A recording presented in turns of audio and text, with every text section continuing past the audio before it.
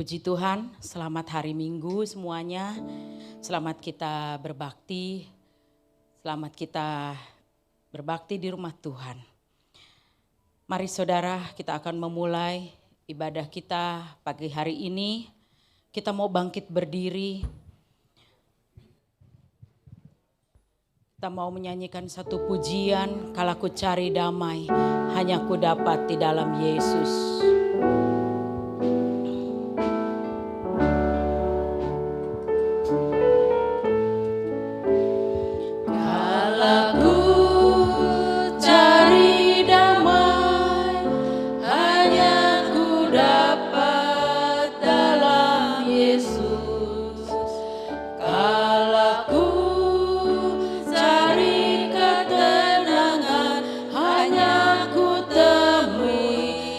Dalam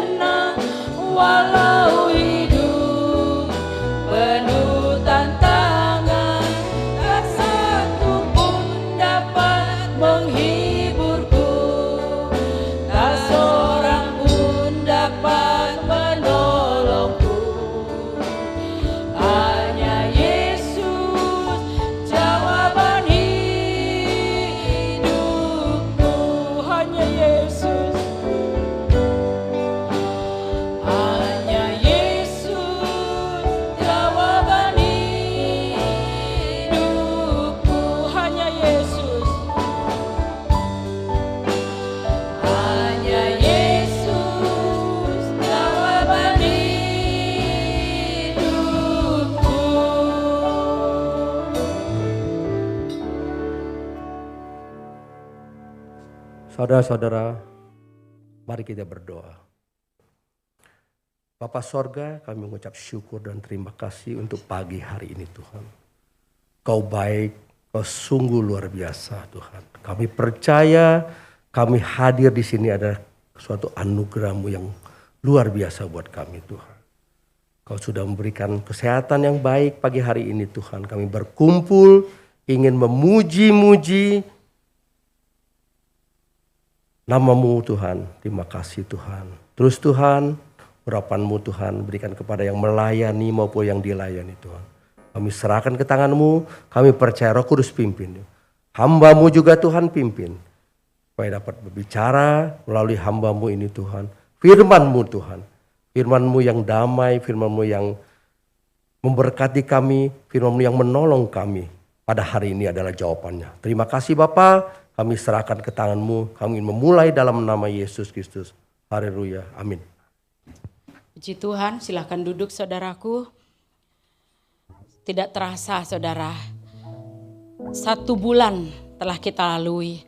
Hari ini akhir bulan Januari, beberapa 2 hari lagi. Tidak terasa penyertaan Tuhan sempurna saudara. Kita tidak bisa bersalaman, kita bisa beri senyuman ke kiri kanan kita. Tuhan Yesus memberkati. Mari satu pujian, Yesusku penyelamatku, tiada yang seperti Engkau.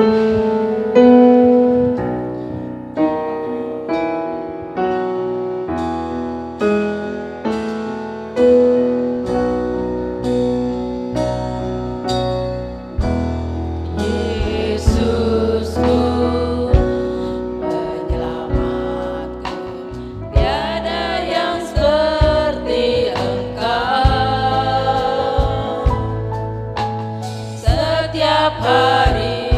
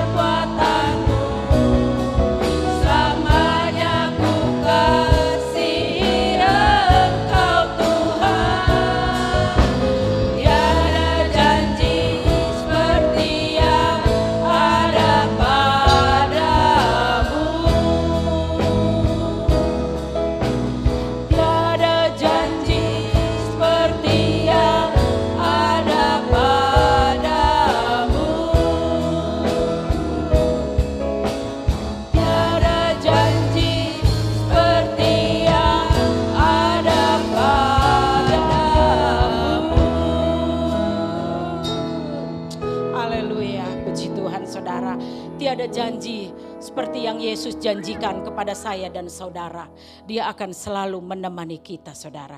Mari saudara, kita bangkit berdiri. Kita akan nyanyikan pujian kita. Tuhan Yesus baik, tiada berkesudahan kasih setiamu Tuhan. Hari berganti hari, telah kulihat kasih-Mu, tak pernah berakhir di hidupku.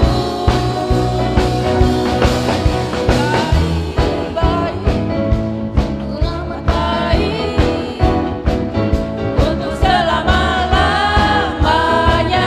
Tuhan Yesus baik, Tuhan Yesus baik, sungguh amat baik, untuk selama-lamanya.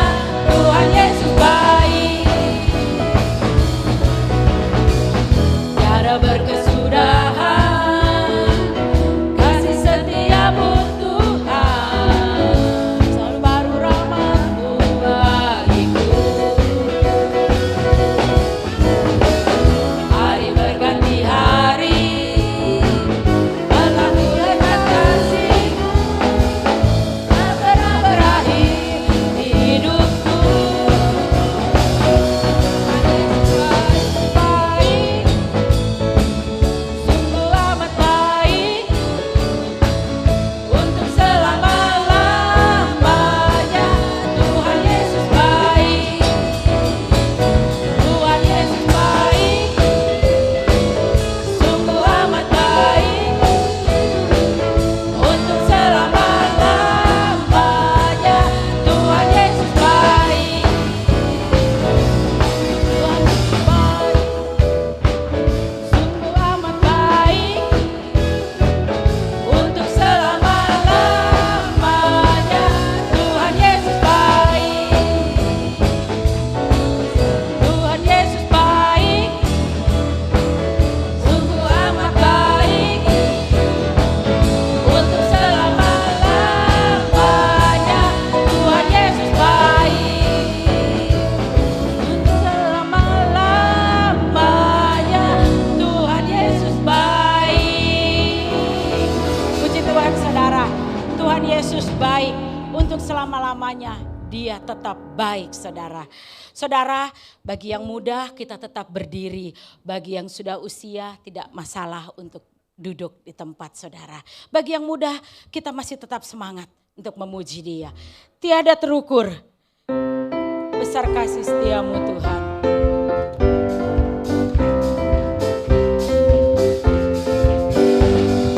Tiada terukur besar kasih setiamu Tuhan. Panjang dan lebarnya melebihi lautan, jauh tinggi mengatasi langit, dalam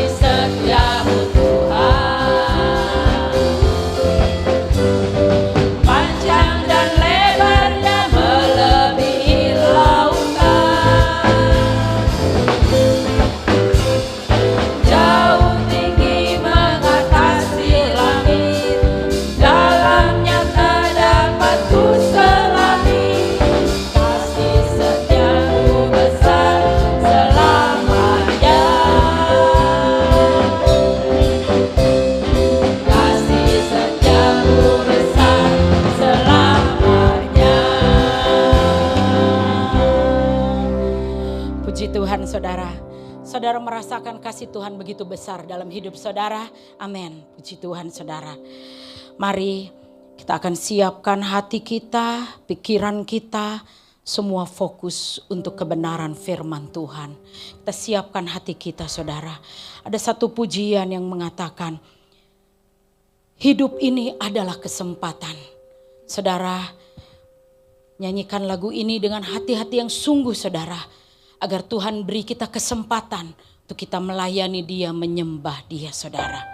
Mari, hidup ini adalah kesempatan.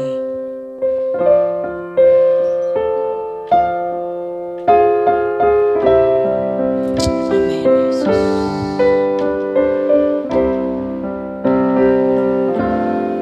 Hidup ini adalah kesempatan.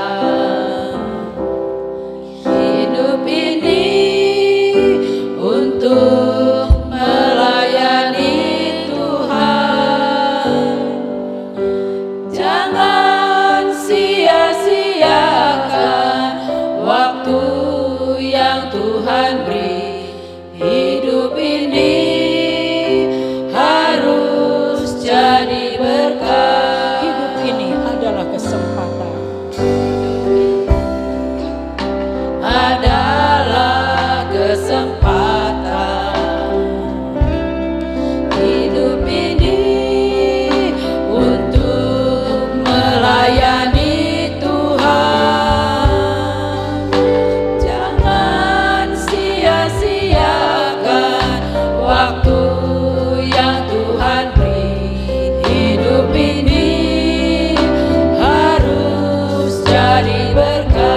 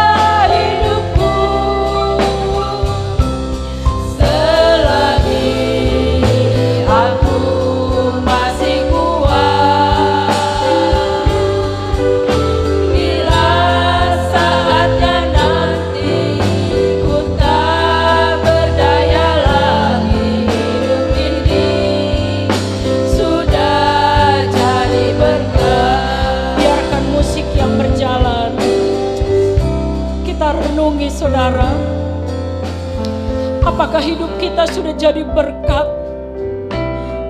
Apakah hidup kita sudah berkenan di hadapan Tuhan?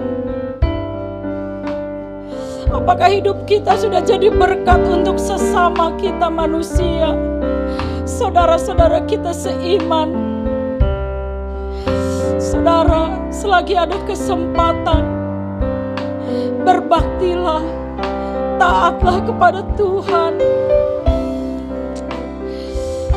Tidak akan ada kesempatan kedua lagi saudara. Bila waktunya tiba, saat kita menghadap Dia, bertemu muka dengan muka, apa yang kita bawa di hadapan Tuhan saudara? Apakah tangan ini kosong waktu menghadap Dia? Koreksi hati kita pribadi, lepas pribadi pagi ini saudara. Apa yang sudah kita bawa untuk Dia? Tuhan, ini aku. Pakai hidupku Tuhan. Pakai hidupku bagi pekerjaan-Mu di dunia ini Tuhan. Bila saatnya tiba Tuhan, ku kembali, ku berkenan masuk, layak bertemu muka dengan Engkau Tuhan. Jangan sia-siakan kesempatan yang Tuhan beri. Selagi ada waktu, bekerjalah bagi Tuhan. Bekerja bagi Dia, senangkan hatinya. Haleluya, haleluya. Haleluya Yesus, haleluya. Haleluya, haleluya Yesus. Haleluya. Hidup ini adalah kesempatan. Hidup ini untuk melayani Tuhan. Jangan sia-siakan waktu yang Tuhan beri. Hidup ini harus jadi berkah. Oh Tuhan, pakailah hidupku selagi aku masih kuat. Bila saatnya nanti ku tak berdaya lagi, hidup ini sudah jadi berkah. Bila saatnya nanti, bila saatnya nanti ku tak berdaya lagi, hidup ini sudah jadi berkah.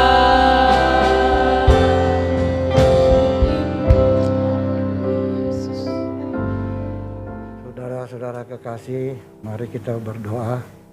Bapa kami di dalam sorga, kami panggil di nama Tuhan Yesus Kristus. Kami mengucap syukur, berterima kasih Tuhan, kalau kami sudah memuji-muji Engkau, membesarkan nama-Mu. Sekarang tiba saatnya kami akan mendengarkan sebagian dari firman-Mu.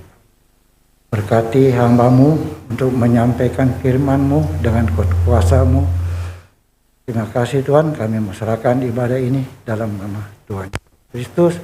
Kami sudah berdoa dan mengucap syukur. Haleluya. Amin. Waktu dan tempat kami persilahkan kepada Bapak Pendeta Hendrik Kau. Haleluya. Puji Tuhan. Tuhan baik saudara. Amin. Tuhan baik.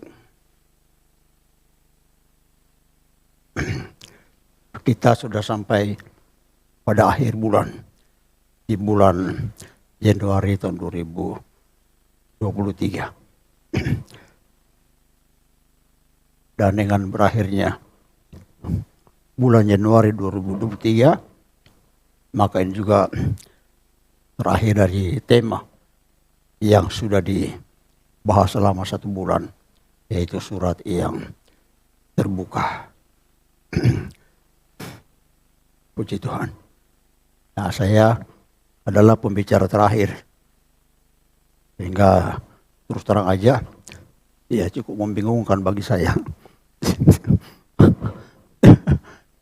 Karena ini udah 4 kali diaduk-aduk ini tema ini.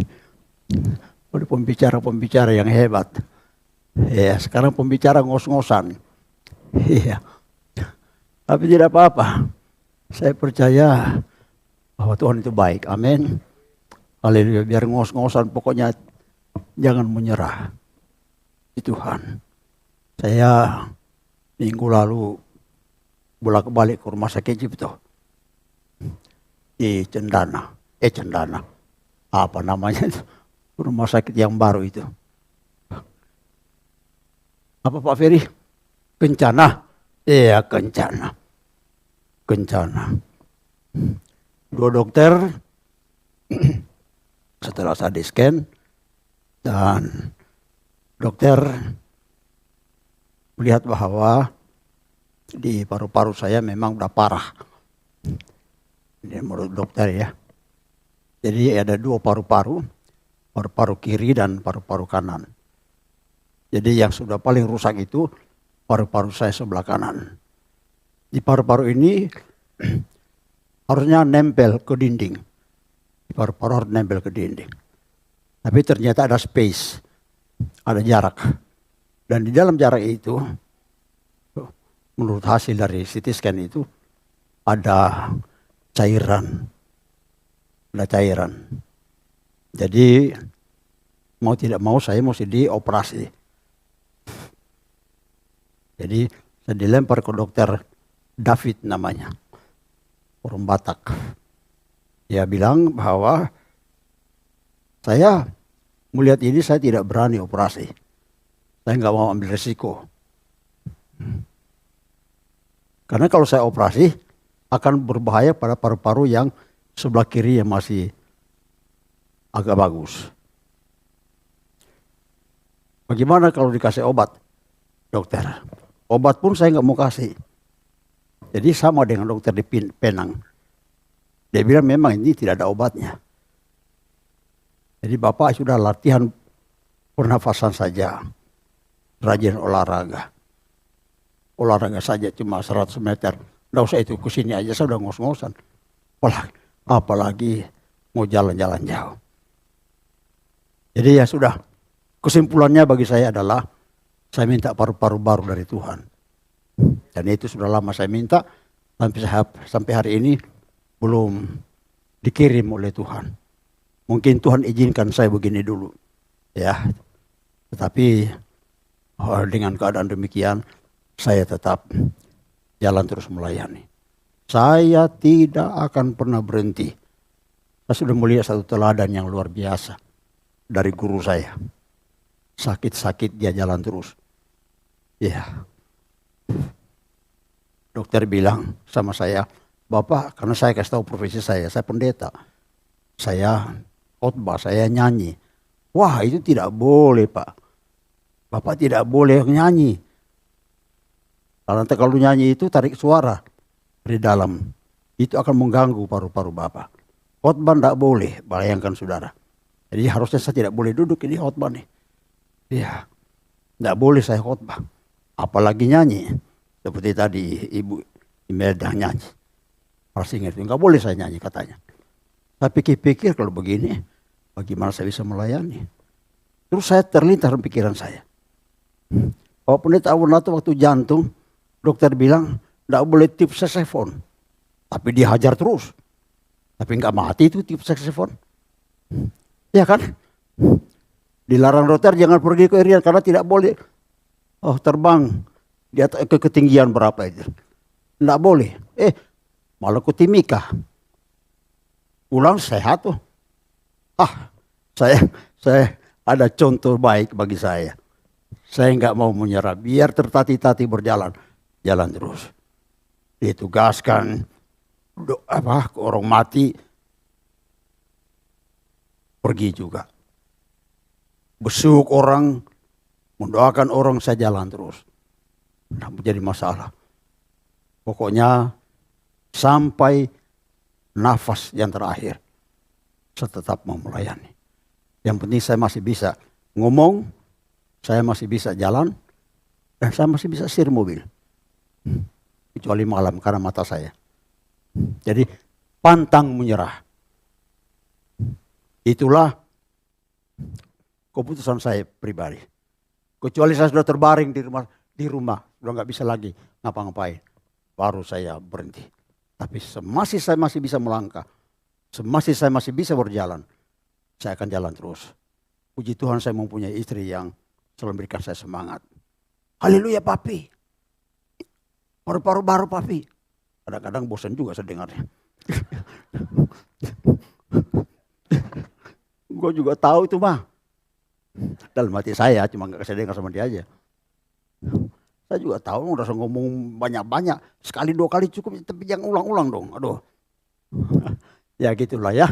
Itu nanti tema gak habis kita ngomong ini kalau mau saksian aja. Oke. Sekarang saya tetap membaca firman Tuhan yang sudah ditentukan untuk diangkat menjadi tema kita. Nggak apa-apa ya, kita baca aja terus. Saya tidak akan khotbah lama kok. Mudah-mudahan nggak sampai 2 jam. 2 jam. Haleluya. Saya mau baca saja 2 Korintus pasal 3. Saya baca saja 2 dan 3, bunyinya begini. Kamu adalah surat pujian kami yang tertulis dalam hati kami dan yang dikenal dan yang dapat dibaca oleh semua orang. Ayat 3. Karena telah ternyata bahwa kamu adalah surat Kristus yang ditulis oleh pelayan dan kami. Ditulis bukan dengan tinta, tetapi dengan roh dari Allah yang hidup. Bukan pada loh-loh batu, melainkan pada loh-loh daging, yaitu di dalam hati manusia.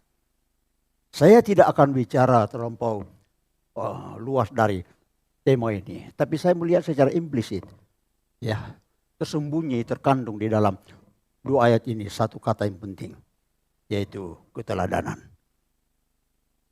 Nah, untuk itu saya memberikan tema khotbah saya pada pagi hari ini adalah keteladanan. Keteladanan apa, saudara? Keteladanan atau role model. Dalam bahasa Yunani tentang teladan itu adalah tupos. Apa artinya tupos? Tupos artinya gambar, contoh, pola, dan role model. Jadi seseorang yang menjadi teladan, menjadi role model adalah seseorang yang sudah dibentuk kepribadiannya, dibentuk hidupnya itu sebagai orang percaya yang suka membaca firman Tuhan. Dari situlah terbangun keteladanan itu. Ketika kita selalu membaca firman Tuhan, serta merenungkan firman Tuhan itu siang dan malam, kata pemazmur, maka hidupnya bagaikan pohon yang ditanam di tepi aliran sungai. Dia akan berbunga lebat, berbuah lebat, dan dia akan berhasil dalam segala apapun yang dia kerjakan. Jadi saudara, tidak akan mungkin kita menjadi surat yang terbuka atau menjadi role model, menjadi contoh, kalau tidak dibangun dengan kebenaran firman Tuhan. Tidak mungkin, nonsen. Kalau kita hanya berbicara saja, sambil lewat saja kita bicara mengenai firman Tuhan, tapi sebenarnya cuma apa yang kita dengar dari kata orang saja, maka saudara, itu kekristenan kita itu perlu diragukan. Apakah kita sudah menjadi role modelnya Tuhan atau belum? Apakah kita sudah menjadi pola? Dan pola itu tidak boleh bergeser dari pola itu. Kalau bergeser dari pola itu, saudara, pola firman Tuhan, maka hidup kita akan tidak berarti. Hidup kita akan bergeser kepada duniawi. Saya mengenal satu keluarga yang mempunyai profesi sebagai tukang jahit jok mobil. Ya, itu keluarganya ibu susah mendagi. Bapak, ibu, anak-anak semua usahanya itu jahit jok mobil. Saya tanya, bagaimana cara jahitnya nih Pak? Oh Pak, ini punya pola. Semua jenis mobil itu ada polanya. Honda, Suzuki, semua jenis mobil, semua ada polanya. Jadi ketika orang pesan jok sama dia, ada polanya. Ketika digunting, itu sesuai dengan pola itu, sesuai dengan jenis mobil itu, dijahit jadi bagus. Persis sama yang dari pabrik itu. Tetapi ada hari-hari tertentu namanya ada tukang jahitnya, itu bisa salah. Kenapa salah? Karena keluar dari pola yang sudah disiapkan. Bapak Ibu sekalian, kita mempunyai pola dalam kehidupan kekristenan kita. Polanya adalah Yesus. Amin. Role model utama itu adalah Yesus. Kalau kita keluar dari pola yang ditetapkan oleh Yesus, maka kita akan keluar dari jalur itu. Dan hidup kita tidak akan berarti. Banyak kesalahan yang kita perbuat. Terjadi distorsi. Penyimpangan dalam kehidupan kekristenan kita. Kalau kita keluar dari pola itu. Maka kalau kita ada di dalam pola itu, polanya Yesus, yang Yesus sudah gariskan kepada kita. Jagalah kesucian. Hendaklah kamu rendah hati.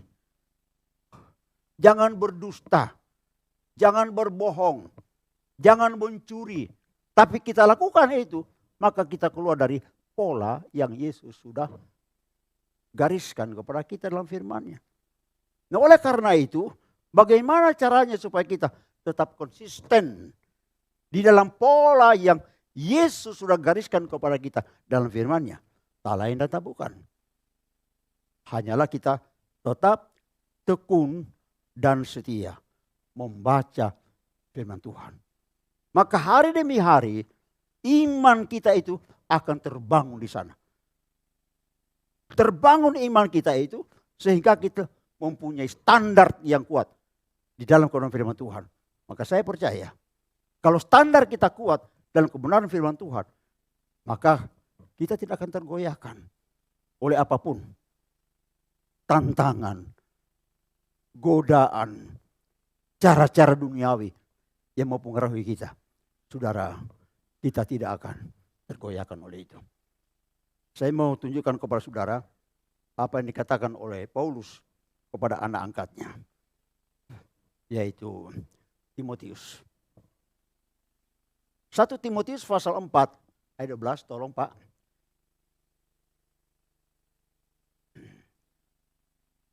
1 Timotius pasal 4 ayat 12. Bunyinya begini. 1 Timotius pasal 4 ayat 12. Jangan seorang pun menganggap engkau rendah karena engkau muda. Jadilah apa saudara? Jadilah teladan bagi orang-orang percaya dalam perkataanmu, dalam tingkah lakumu, dalam kasihmu dan kesetiaan dan dalam kesucian. Sebelum saya terus, saya mau menyapa dulu bagi mereka yang mengikuti di live di YouTube ataupun di Zoom. Selamat berbakti, selamat mengikuti ibadah kita pada pagi hari ini. Tuhan memberkati. Saya ulangi, jangan seorang pun menganggap engkau rendah karena engkau muda. Jadilah teladan bagi orang-orang percaya dalam perkataanmu, dalam tingkah lakumu, dalam kasihmu, dalam kesetiaanmu, dan dalam kesucian. Paulus ini adalah guru besar daripada Timotius. Siapa Timotius? Timotius itu cucunya Louis namanya. Dia punya orang tua itu mendidik dia dari masa kecilnya. Membaca kebenaran firman Tuhan. Maka tidak aneh ketika Paulus mau lihat Timotius ini. Paulus mengambil dia. Dijadikan dia menjadi anak rohaninya. Anak bimbingannya. Paulus mementoring Timotius ini. Sehingga Timotius itu, saudara, begitu luar biasa menjadi penolong, menjadi pendamping Paulus dalam memberitakan Injil di Asia Kecil. Dan ada beberapa yang lain, Titus termasuk di sana. Jadi Paulus itu menganjurkan, menyampaikan kepada anak angkatnya supaya dia jadilah teladan bagi semua orang. Dalam apa? Dalam hal perkataan. Terus terang aja, banyak orang Kristen itu jatuhnya di sini. Dalam perkataan. Tidak bisa mempertanggungjawabkan apa yang dia katakan. Hari ini bisa A, besok bisa jadi B. Perkataannya itu saudara, kata-kata yang tidak bisa dipertanggungjawabkan. Tidak bisa dipercaya. Maka kehilangan integritas orang-orang yang tidak mempertanggungjawabkan perkataannya. Saya mengenal satu bapak. Ya, ketika saya mendoakan istrinya sedang terkapar di rumah sakit Siloam Semanggi. Jatuh dari kamar mandi. Saya dipanggil oleh saudaranya. Kebetulan di anggota kita. Doain. Karena itu kakaknya. Saya pergi doain di rumah sakit Siloam. Waktu kami habis doain, pulang, sampai pas mau buka lift, pas lift terbuka, mau masuk lift, dia kasih uang, envelope. Wah, buat apa Pak? Buat uang bensin pulang. Nah saya sama istri sudah punya komitmen. Setiap doain orang sakit, kalau boleh kita jangan terima. Karena seolah-olah kita menjual doa. Kecuali Tuhan gerakkan kita ambil. Tapi waktu itu sama sekali kami tidak tergerak mengambilnya. Pak, jangan. Ini urusan kita, urusannya orang yang sakit. Udah, simpan aja dulu Pak. Oh jangan Pak. Ini buat uang bensin pulang. Pakai aja Pak. Enggak. Terima kasih ya. Makasih. Udah, lift tutup. Kita turun. Besoknya kami mendengar kesaksian bahwa bapak itu heran, kok ada pendeta yang tidak terima uang ya? Loh, saya bukan tidak terima uang, saya suka uang, saya mau, kami butuh juga. Tetapi saudara, karena kami sudah punya komitmen suami istri, maka kami tidak mau. Apa yang terjadi? Rupanya si bapak ini sudah 9 tahun tidak masuk gereja. Kenapa? Karena perkataan seorang pendeta ketika bapaknya atau omnya meninggal, dia minta, Pak pendeta bisa enggak layani bapaknya, layani bapak saya ini di penguburan. Dijawab sama pendeta, emang lu mau kasih duit berapa sama gua? Mau kasih persembahan berapa sama gua? Aduh saudara, sampai dunia hari ini saya tidak pernah menuntut akan hal itu. Benaran. Ya ini kok berani pendeta minta berapa sama mau kasih sama saya persembahan untuk kuburin bapak kamu. Mulai dari situ gak bakal gua masuk gereja lagi. Ternyata pendeta itu semuanya itu mata duitan. Waduh, pendeta mata duitan. Jadi mau bilang tersinggung gak juga sih ya, karena bukan saya sih ya. Tapi menyakiti hati loh itu. Ya sudah. Tapi dia bilang heran, loh saya baru ketemu pendeta ini yang gak mau terima duit. Saya maksudnya. Saya bilang lu belum ketemu yang lain aja, itu kan cuma satu yang begitu. Tapi jangan dicap semua dong pendeta mata duitan. Iya.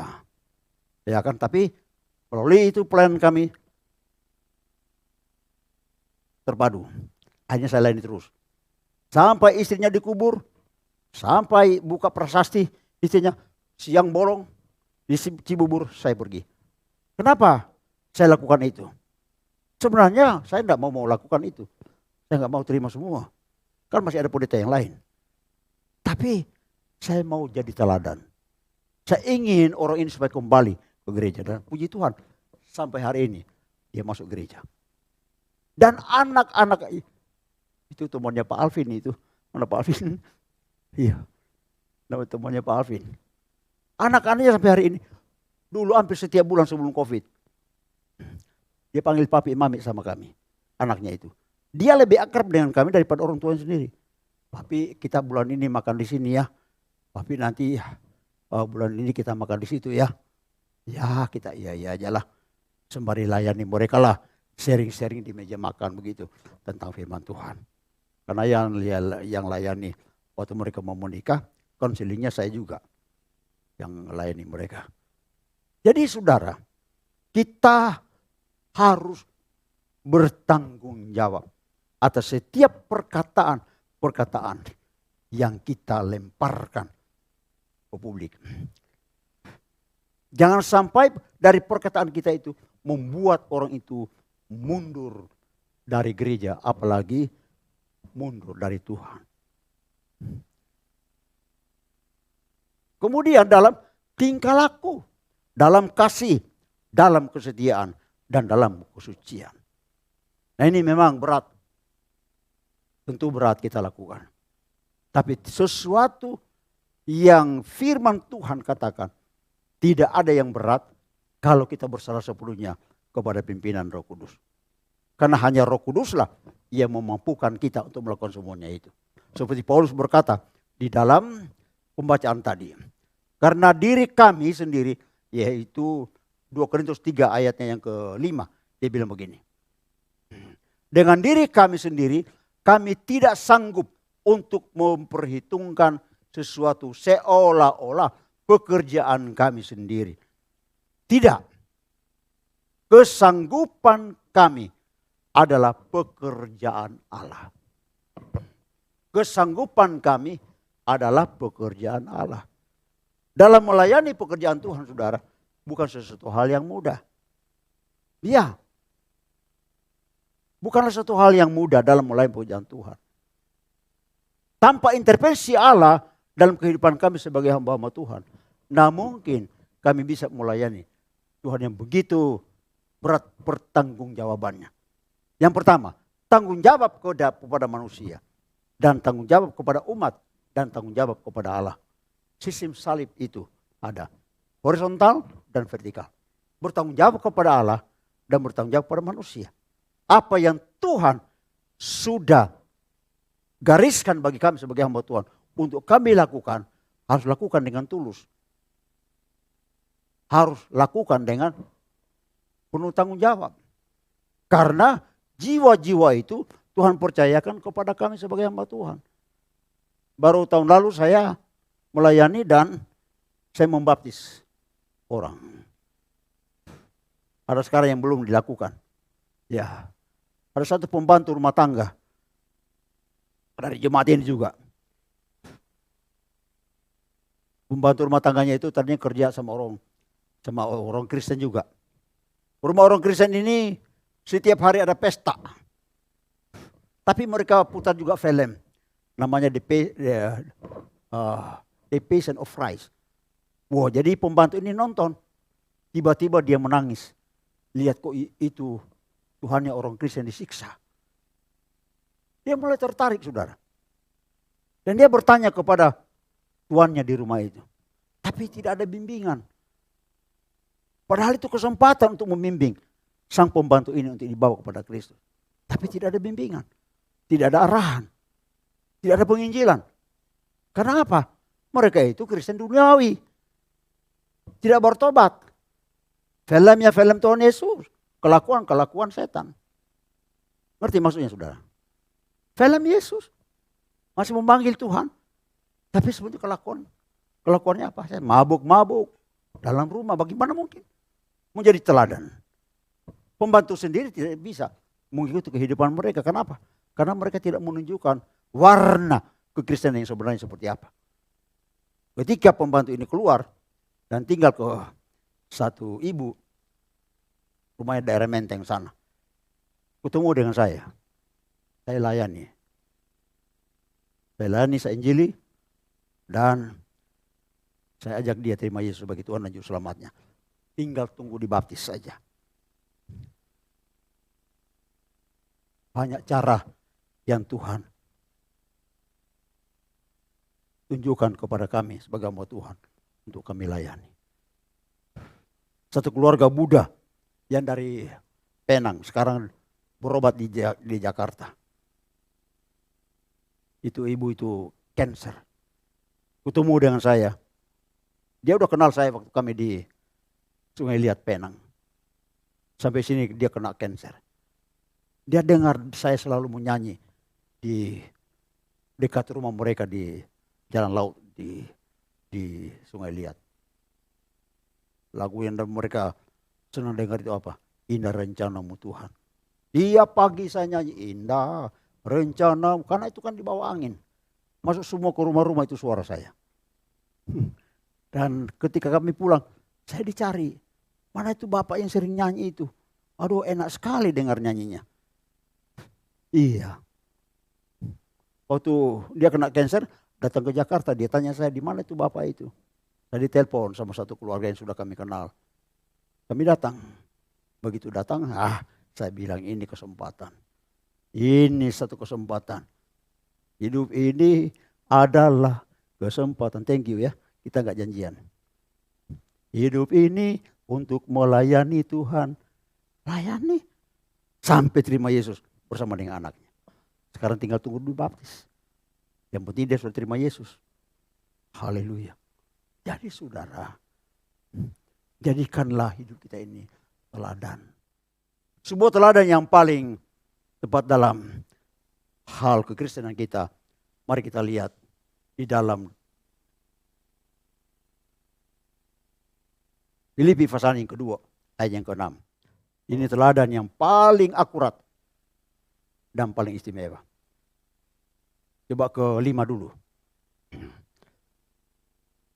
Hendaklah kamu dalam hidupmu bersama menaruh pikiran dan perasaan yang terdapat juga dalam Kristus Yesus. 6. Yang walaupun dalam rupa manusia tidak menganggap kesetaraan dengan Allah sebagai milik yang harus dipertahankan. 7.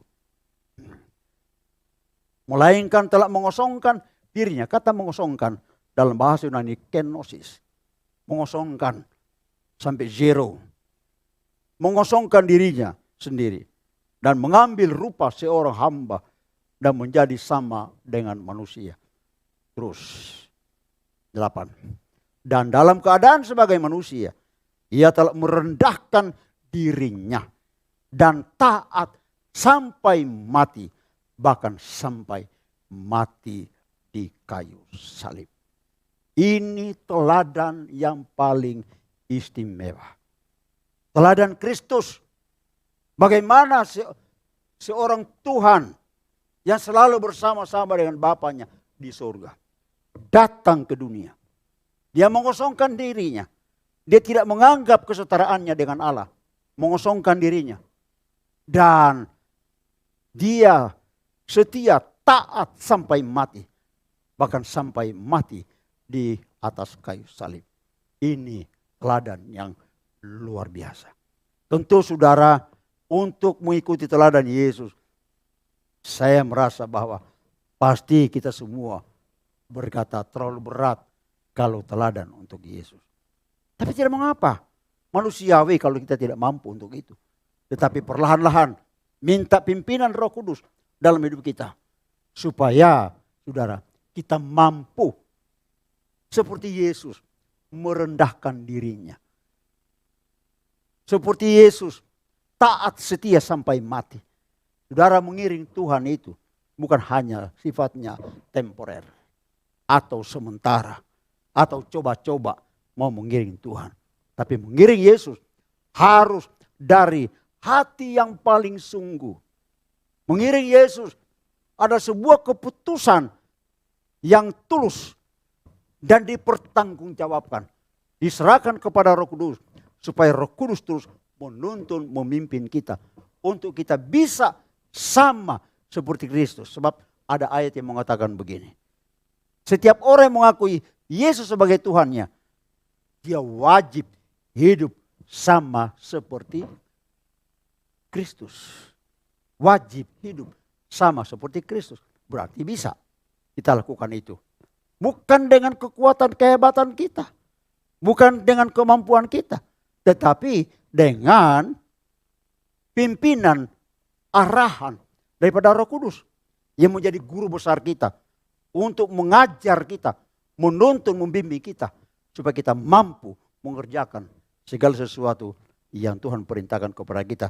Seperti Paulus mengatakan tadi, bukan kami, tetapi kesanggupan kami dalam pekerjaan Allah. Jadi semua itu pekerjaan Allah, tugas kita hanya menyerahkan saja. Saya setiap mau khotbah, saya bilang begini, Tuhan, saya tidak sanggup Tuhan, saya bodoh. Itu saya dihubungi Pak Luki, dia bilang, Pak Luki, aduh, apalagi di sini tema permanen nih 1 bulan ini, saya tinggal terakhir. Saya pikir-pikir mau khotbah apa lagi saya Pak Luki. Pak Luki bilang ada renungan saya itu. Ada renungan saya yang boleh juga boleh ambil dari situ. Tapi saya lihat dia, aduh, kayak nggak serak, nggak serak juga. Memakai apa yang sudah dari pikiran orang. Saya mau Tuhan berikan kepada saya. Saya mau yang live. Saya mau yang yang bebas begitu Tuhan dari Engkau. Ya itulah saya bicara seperti begini. Di hadapan Tuhan gak gampang. Pakai lidahku Tuhan, pakai mulut, pakai hidupku Tuhan untuk menjadi berkat buat orang lain. Karena mereka datang bukan hanya kepada aku, tapi mereka datang untuk berjumpa dengan Tuhan. Berikan yang fresh Tuhan. Berikan yang baik sesuai kebutuhan jemaat. Puji Tuhan. Di dalam Filipi pasalnya yang ketiga ayat 7. Coba kita baca.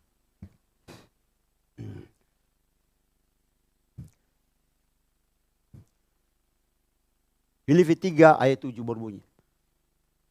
Tetapi apa yang dahulu merupakan keuntungan bagiku, sekarang kuanggap rugi karena Kristus. Lompat ke 1 Tesalonika 1 ayat 7.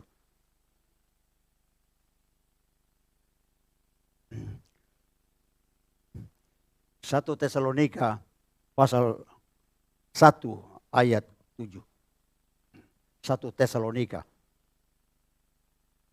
Sehingga kamu telah menjadi teladan untuk semua orang yang percaya di wilayah Makedonia dan Akaya. Paulus itu menulis suratnya ini kepada jemaat di Korintus. Dia menulisnya dari Makedonia. Dan dia menyampaikan kepada jemaat di Tesalonika supaya mereka menjadi teladan untuk semua orang. Ini jemaat yang dihidupkan oleh Paulus, itu Paulus mengharuskan mereka supaya mereka itu menjadi teladan untuk semua orang yang ada di wilayah Makedonia, ya, dan di Akaya. Supaya Makedonia dan Akaya itu melihat gambaran Kristus yang sebenarnya itu ada di mana? Ada dalam kehidupan jemaat. Jadi jemaat itu membawa gambar seperti tema kita. Surat yang terbuka bagi orang. Tahukah saudara, bahwa hidup ini saudara dikontrol oleh dunia. Hidup kita ini dikontrol oleh lingkungan. Hidup kita ini dikontrol oleh lingkungan masyarakat di mana kita berada. Dan banyak orang Kristen di sini, banyak yang tercelah. Bukan di sini, itu di Sulawesi. Nanti kalau Sulawesi itu di Jakarta. Jakarta di mana nggak tahu.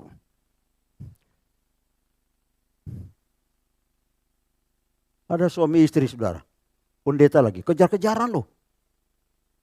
Istri pegang sepatu bakiak. Suaminya pegang batu bata. Istri pakai itu, celana apa itu? Yang terlalu pendek. Bayangkan, jemaat lihat. Pak pendeta sama istrinya kejar-kejaran, lempar-lemparan. Ribut, saudara. Nah, bagaimana? Mau jadi contoh. Bagaimana mau jadi teladan? Suami istri pendeta lagi. Disaksikan jemaat lagi. Siang bolong kejar-kejaran berantem. Nah jadi contoh. Jadi saudara, kita ini harusnya, sebenarnya kita ini saudara, ya harus merendahkan diri. Kalau istri salah ya maafkan saya ma. Kalau suami salah maafkan saya pak. Jangan dibawa keluar. Apalagi lempar-lemparan. Siang bolong pula. Waduh, masjid di sampingnya. Antara got itu masjid, ini gereja. Bayangkan saudara. Waduh. Tapi puji Tuhan, rupanya Tuhan gak suka mereka dari situ terus. Dia jual rumah itu, pindah ke Manado. Jadi gak tahu boroknya di sini. Dan mereka gak tahu kemana, pergi ke Manado. Sana dia pelayanan. Pendeta loh. Jemaat pun juga begitu. Ada banyak kesaksian akan hal ini. Yang saya bisa saksikan dalam pengalaman hidup saya. Saudara, jadi untuk mempersingkat khotbah saya, marilah kita menjadi teladan bagi semua orang. Pola kita adalah Yesus. Dia teladan yang paling tepat untuk kita turuti. Tidak ada yang lain. Yang kedua, teladan kedua adalah Paulus. Dalam penderitaannya, hidupnya sebagai seorang rasul, banyak menderita. Bahkan tidak pernah mencari keuntungan di dalam pelayanan. Paulus tidak pernah mengambil sebuah persembahan kecuali untuk kepentingan jemaat. Dia cukup dengan penghidupannya sebagai seorang tent maker atau pembuat tenda.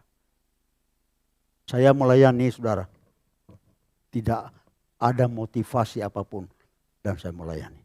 Benaran. Saya bangun gereja di Sulawesi ada kurang lebih 18. Saya sebutkan saja. Salah satunya gereja yang sudah lama sekali. Baru separuh. Tidak selesai-selesai. Saya bersaksi sama Pak Ras. Pak Ras selesaikan itu gereja. Ya Pak Ras ya. Masih ada sekitar 45 juta. Selesai gereja, diresmikan oleh MD. Ibu Susan Mendagi bangun gereja melalui saya semuanya. Mulai dari fondasi. Ada 3 gereja dibangun. Kemarin November, 1 gereja yang lama tertunda karena COVID. Baru resmikan di November kemarin. Harusnya saya pergi ikut gunting pita. Dan saya sebagai perpanjangan tangan dari sponsor yang ada di Jakarta. Orang Ketapang. Gereja Ketapang. Saya nggak bisa pergi karena kondisi saya tidak memungkinkan ke sana.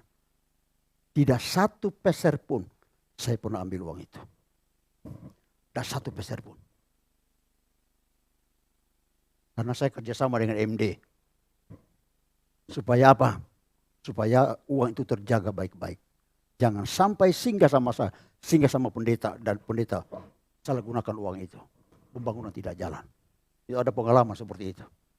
Jadi saya tidak pernah mengambil apapun dari semua gereja 18 yang kami bangun itu.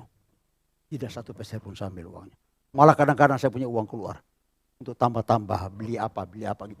Istri saya pernah sama-sama ikut saya angkut pasir naik Toyota Hartop, ditarik gandengan.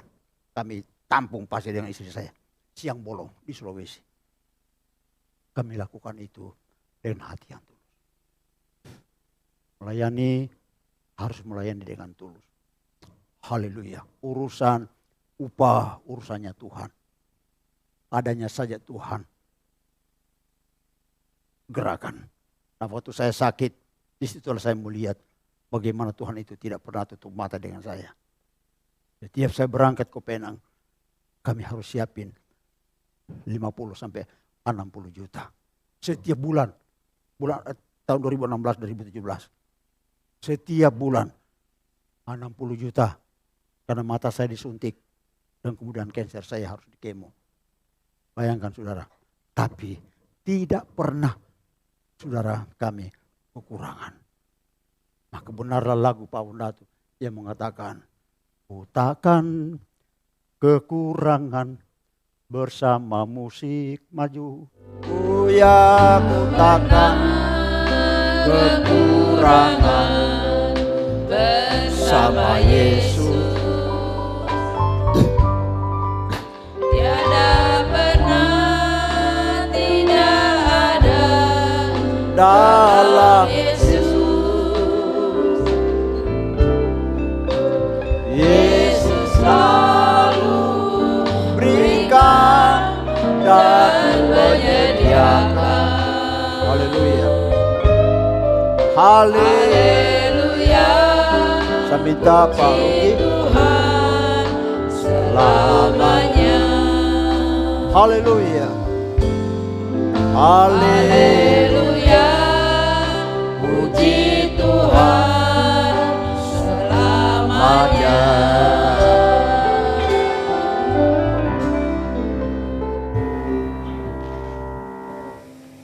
Kami mengucap syukur dan terima kasih Bapa atas firman yang sudah ditaburkan, mengingatkan kepada kami mengenai tentang keteladanan, bahwa hidup kita harus jadi contoh, dan di dalam kehidupan kita contoh kita adalah Yesus Kristus. Yesuslah yang menjadi pola dalam kehidupan kita. Terima kasih Pak Bapak atas firman-Mu, urapi hamba-Mu Pendeta Hendri Kawu, baik dalam kesehatannya maupun dalam pelayanan di ladang Tuhan. Terlebih lagi Engkau jamah paru-parunya, demi nama Yesus sembuh. Terpujilah nama-Mu Bapa, dalam nama Tuhan Yesus kami berdoa mengucap syukur. Amin. Puji Tuhan, terima kasih kepada Bapak Hendri Kawu yang sudah membagikan berkat firman Tuhan pagi hari ini. Sebentar pengumuman oleh Saudara Christopher. Kami persilahkan. Sebelum saya membacakan pengumuman, apakah ada saudara yang baru pertama kali ibadah di PDMS? Boleh mengangkat tangannya. Ada saudara? Puji Tuhan. Kita sambut dengan sukacita dalam nama Tuhan Yesus. Kita tunggu kehadiran saudara di ibadah PDMS selanjutnya. Minggu depan ada perjamuan kudus, tapi diawali dengan ibadah Beatstone pada jam 7:30 dan ada ibadah umum pada jam 8.25. Bagi saudara yang berhalangan dapat meminta link melalui Ibu Fungling dan Ibu Lingling melalui nomor telepon yang tertera, dan dapat menyiapkan roti dan anggur bagi saudara yang berhalangan. Kemudian ada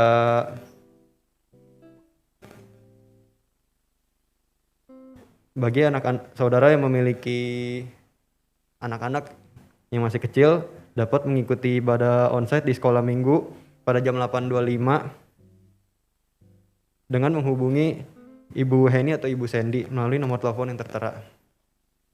Setelah itu ada ibadah online usia tunas bagi anak kelas 5 dan 9.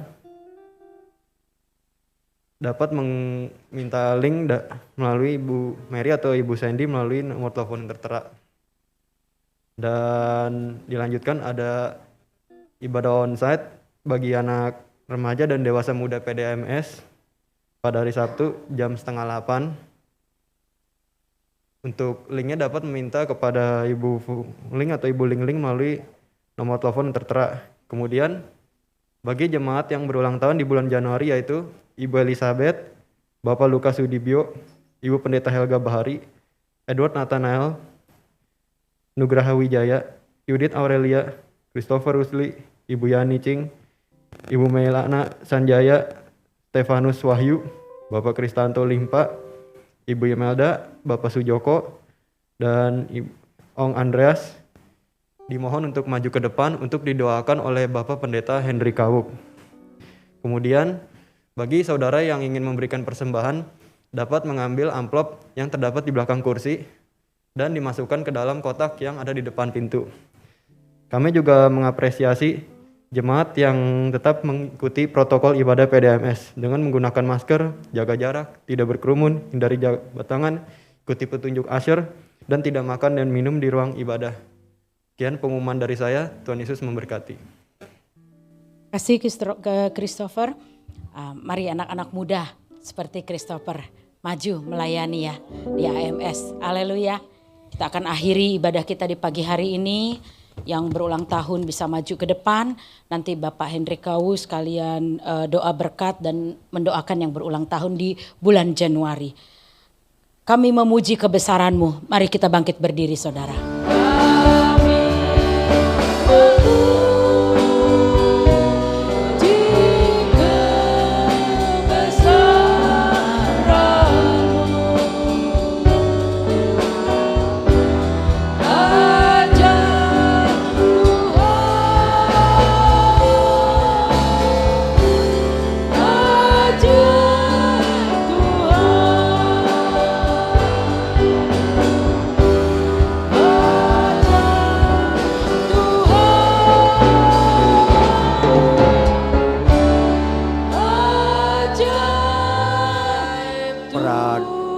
Diaken boleh.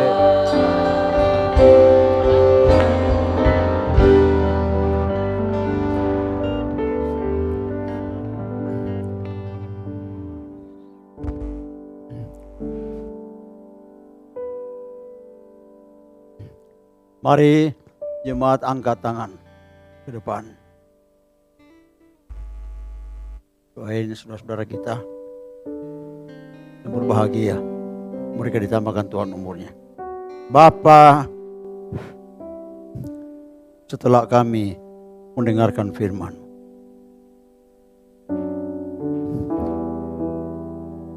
jadikan kami teladan yang baik Tuhan. Doa kami pun buat saudara-saudara kami yang berulang tahun. Tuhan sudah tambahkan umur mereka. Itu anugerah Tuhan yang besar bagi mereka. Doa kami, Tuhan terus menuntun, membimbing, mengarahkan hidup mereka Tuhan. Untuk perjalanan hidup mereka ke depan. Dan hari ini, atau kemarin, atau bulan ini mereka tambahkan umurnya. Semua itu karena kasih karunia Tuhan. Berkatilah hidup mereka Tuhan. Kesehatan tubuh mereka, pekerjaan mereka, rumah tangga mereka. Tuhan Engkau memberkati. Terima kasih banyak Bapa. Jauhkan segala penyakit, virus apapun dalam hidup mereka. Biar tubuh mereka adalah tubuh yang sehat untuk memuliakan Tuhan. Terima kasih Bapa. Terpujilah nama-Mu. Bapa, terima kasih. Sebentar kami akan pulang ke rumah kami masing-masing. Mari angkat tangan untuk berkata. Arahkan hati dan pikiranmu hanya tertuju kepada Bapa di surga. Dan terimalah berkat, anugerah, damai sejahtera daripada Allah Bapa. Kasih sayang daripada Tuhan kita Yesus Kristus. Dan keikatan penghiburan, kekuatan kemenangan daripada Roh Kudus menyertai kita sekalian. Mulai pada pagi hari ini sampai Maranatha, Tuhan Yesus datang kali yang kedua. Dalam nama Yesus, semua berkata, Amin. Amin. Tuhan Yesus memberkati.